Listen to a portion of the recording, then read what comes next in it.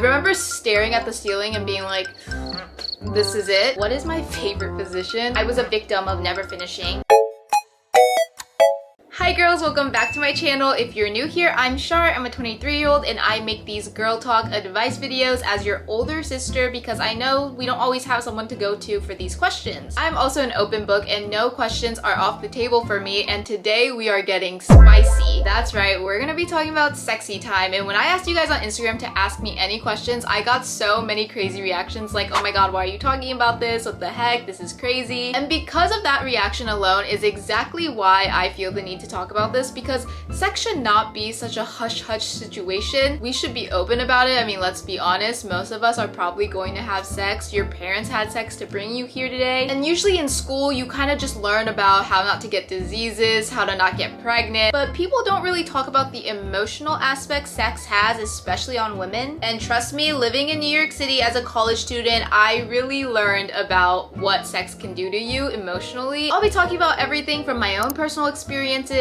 hookup culture, insecurities, shaving and waxing. But before we get into the video, make sure to like and subscribe and comment what other topics you want me to cover in the next girl talk advice video. We're gonna start it all off with my personal first time story, which I have talked about in TikTok and Instagram Reels, but I'll give you a more basic rundown version of what happened here. So my first time was not at all romantic. It was not at all cute and great and amazing. My first time was when I was 19 years old, a sophomore in college, and this was about like 3 months into me moving to New York City. Prior to me moving to New York City, I had never really dated a guy. I wasn't allowed to. I didn't kiss. I didn't do anything. And I think because of that, going into New York City and seeing all these girls from school who are like hooking up with guys, I felt like I needed to fit in. I was talking to this guy that I had met on social media. He was literally all around red flag, but we were just friends. I mean, we were like low-key a situationship, but I knew that this was never going to be anything serious because he made that very clear. But we would still be flirting. We would hang out literally every weekend. With that, like, I liked him even more and more. And then like a week before Halloween, I realized that my crush had gotten too big, and I had texted him. I was like, you know what, we need to take a break from seeing each other because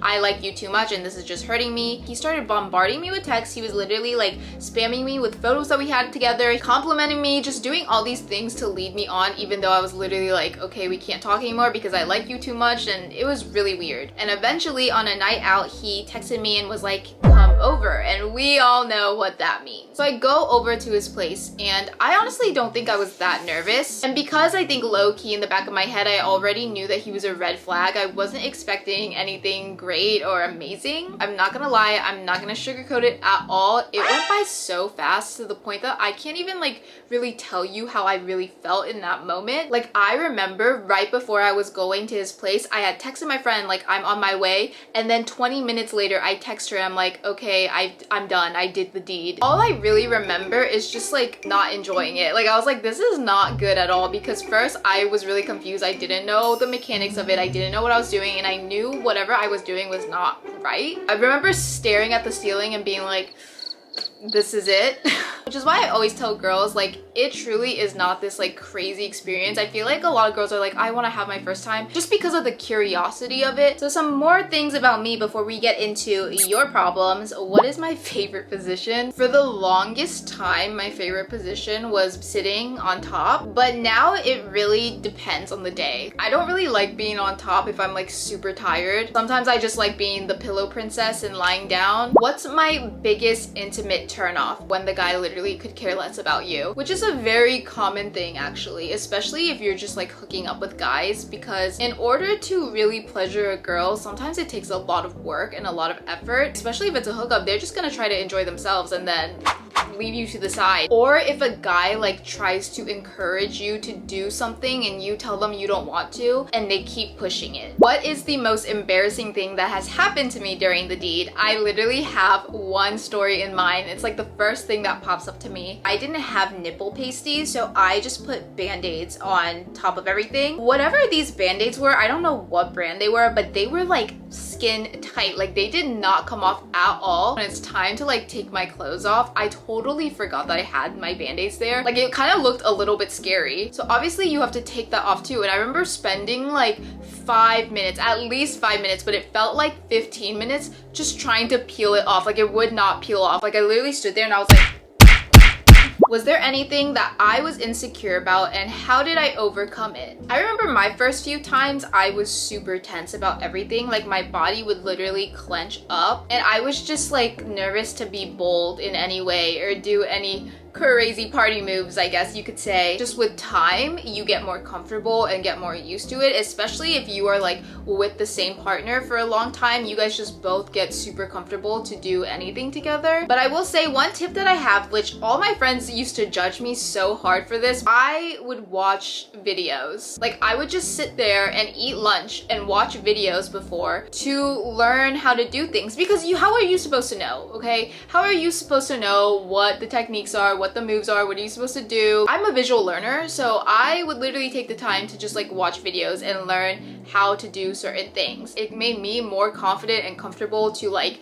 try out new things. One thing that I was always like super embarrassed in the beginning was talking and like verbally speaking during it. That will like change the game to a whole nother level, especially if you are with like a boyfriend or something. It makes it a lot more intimate and you feel closer together when you actually speak. It's kind of awkward when it's silent now for me. Going off of that, how do you become less nervous? Whoever you're with is making a comfortable space for you to have this experience, because obviously your partner needs to make you feel safe for you to feel relaxed. Don't try to just like rush into things, do it wherever, like make a safe space for yourself. Do it in the comfort of your bed, play some relaxing music. You can make it however you want. It really isn't something that you need to like overthink and it has to be one way or the other. And if you are dating someone, like have an honest conversation about how you feel about it, okay? This is a big aspect in a relationship as well, so you should be open to communicating about what you guys want and what you guys need. I don't know why I pointed to my bed. How do I tell a guy that I'm uncomfortable during it? Just tell him. There's no shame to being like, hey, we need to stop this. This is for your safety, your security. And if you tell someone like, hey, I'm uncomfortable, I need to take a break, and they react badly, then that is your sign to get out of there, because that is like crazy work. When I've had experiences where I had to be like, okay, we either need to like switch something up or we need to take a break or stop, usually the response is like, oh, okay, why do I never finish with him even though he tries really hard? Poor guy. Also, poor you. To any of you girls out there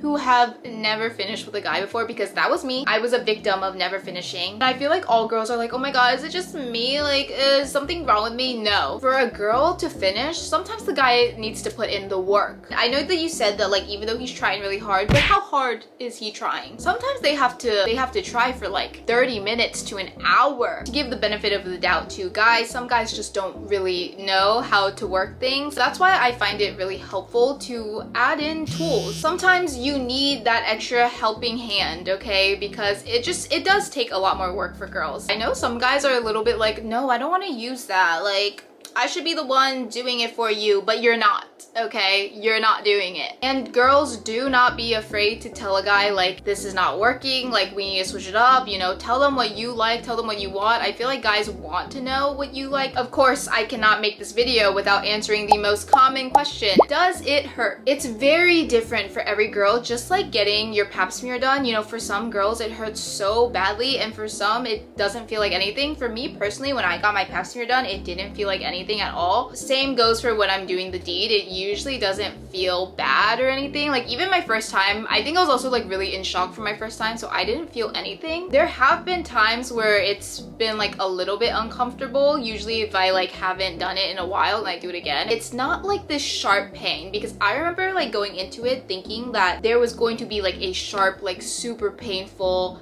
feeling. The best way to describe the feeling is like if you put a really thick tampon up. Especially if you are more tense and nervous, it can be a little bit more painful because you're like clenching your whole body. Overall, I don't think it should be like super painful, and if you feel like it's so painful that you cannot bear it, like that's something you definitely need to get checked out, because that should not happen. Does it bleed? For me, it did a lot.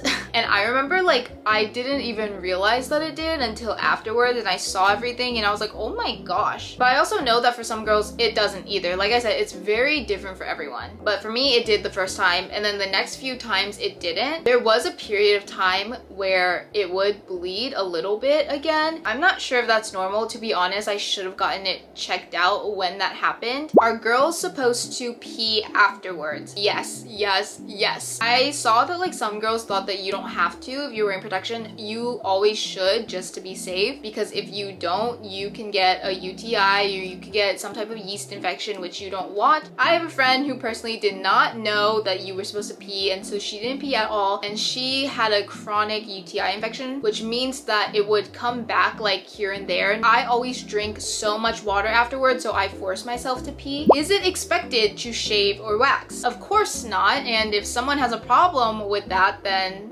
bye. To be honest, I don't even think you really think about it during it because you're so focused on other things. I personally like to wax once every month, but that has literally nothing to do with like aesthetic reasons. It's more for my personal comfort because when I have hair down there, it does not feel comfortable for me. And I know a lot of you guys are asking me for like a shave routine and how to shave and it not be itchy. I'm not the best person to go to for that because I literally refuse to shave. I don't think I've ever shaved in my life. I always wax. I always make sure I exfoliate and use like a gentle cleanser in that area. How do I get birth control if I have strict parents? You do need to have like some sort of insurance or like prescription for it. For me, it was really easy to get because when I was in college, like my insurance was under the college and it's just easy to like do anything when you go to the nurse's office. Like when I was in college, I was able to get on birth control. I was able to get Plan B. I was able to get condoms. I was able to get like STD testing. Like I was able to do all of that. I'm not sure if every college allows that, but mine did, and it was such a blessing. I honestly do think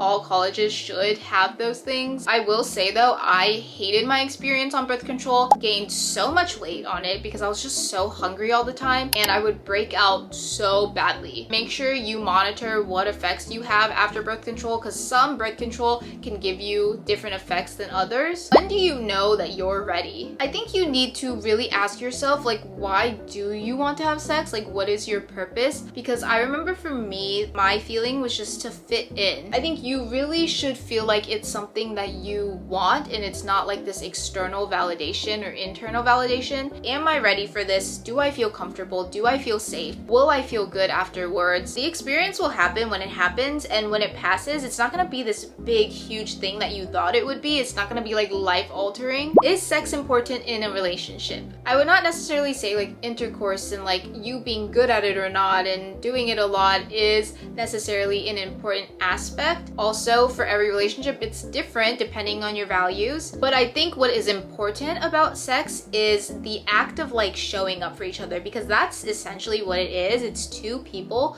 showing up for each other and putting in the effort to make sure each other's needs are met. And it's very, I would say, like romantic in a sense because of that. But I hope you guys enjoyed this video and I hope this was really informative for you girls. I have no problem talking about this topic. It is a very important conversation to have, so I'm glad that we could talk about it today in our little safe space. I will see you guys next Saturday at the same time.